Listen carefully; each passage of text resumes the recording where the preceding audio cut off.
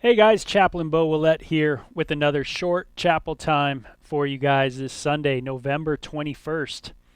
And this is taken from the book of Nehemiah. Nehemiah chapter 8, verse 10. Very cool. Let me show you this. So let me bring it up.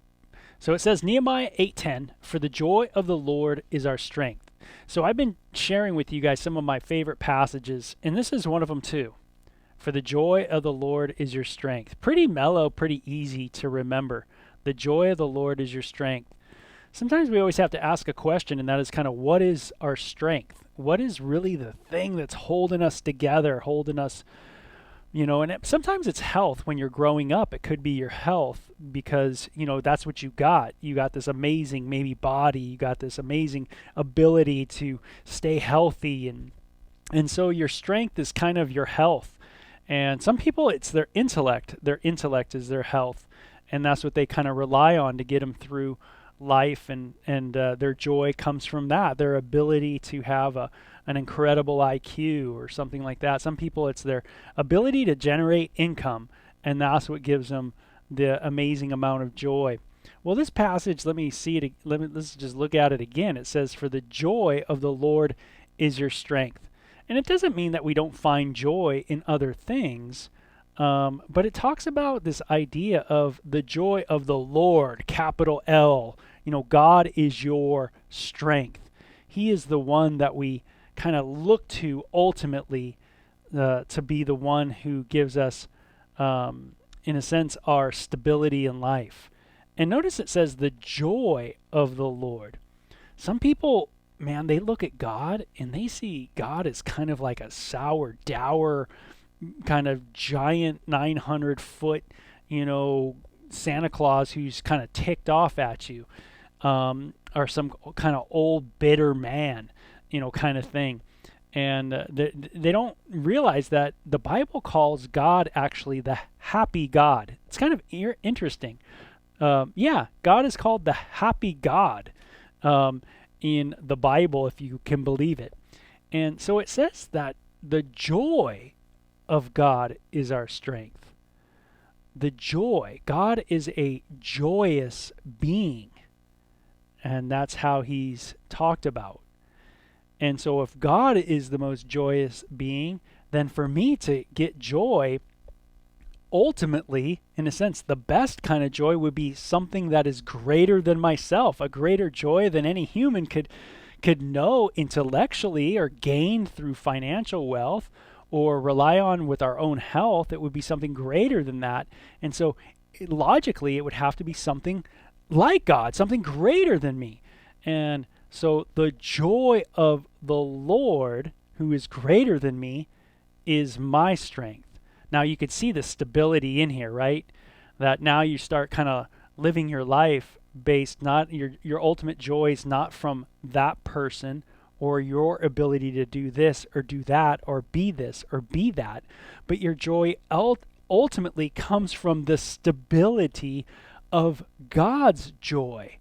That God, who is solid, who is a rock, immovable, cannot be moved. That's a house that cannot fall, cannot crumble.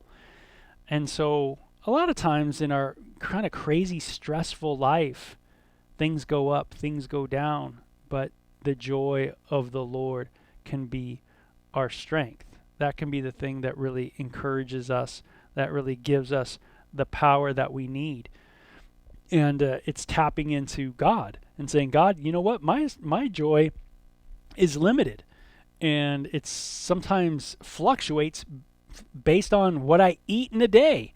If I'm eating the right thing, my joy can go up and down. But one thing that doesn't need to go down is knowing how much you love me and how much you care for me. And that is the message of the Bible, of course, is that God so loved the world that he gave, and he gave something for you. He opened up a way for you to know the Father. This kind of idea, the giving of God, the work of God to become like one of you, one of me, to join the human family and to do something for us to help us. And that's something I can have a lot of joy in, knowing that God is for me. That I might not know all of how God is for me. I might not know that yet, but I can at least put my anchor down into the sand and go, hey, I know God's for me. He's not against me, but he's for me. And that's what the scriptures tell me. Jeremiah 8:10, for the joy of the Lord is my strength. So remember that when we go to God, we're going not to a dour sour, but we're going to a person who loves you greatly, who's filled with joy. And he'll see you through. He'll see me through the ups and the downs and the changes and the difficulties and the trials and the everything that goes on in our life. But you know what? I mean, isn't it great to know that your stability comes from a source that's outside of you, that's not based on how you're doing per se or how someone else in your life is doing, right? But it's based on something outside of you that's solid and that's a rock and that does not change. And that's one important thing to know is God's character says he does not change. He is the same yesterday, today, and forever. So other people's joy might change, their happiness might change, but God's joy doesn't. He's the same yesterday, today, and forever. So that's an important point here. We can really trust God. He is immovable and he is stable and he's consistent. So the joy of the Lord can be your strength. So sometimes we look at our life and we go, hey, what has been the strength of our life? What is the thing that we've been trusting in? And is it a good thing that, are we getting it from a good source? What is the joy of your heart? When you have kids become like, your family becomes the joy of your heart. And isn't that so true? When your kid's doing good, you find, man, that you're stoked. When your wife's jamming, you're jamming. You find there's like an attachment there. And, the good thing to know is that God is always jamming. See, you can have you can put your joy in him because he's always stoked for you. He's always wanting the best for you. He's wanting you to trust him in his direction in your life. And, that's how the family of God works too, is we trust God. He is stable. He is for us. Just as we as fathers, when you are, some of you aren't fathers yet, and I understand, but when you are a father, you can just, man, let me tell you, and my son's older now, they're in their 20s, both my kids. But no matter how old they get, man, my joy, a part of it is really in their joy, right? It's seeing them flourish.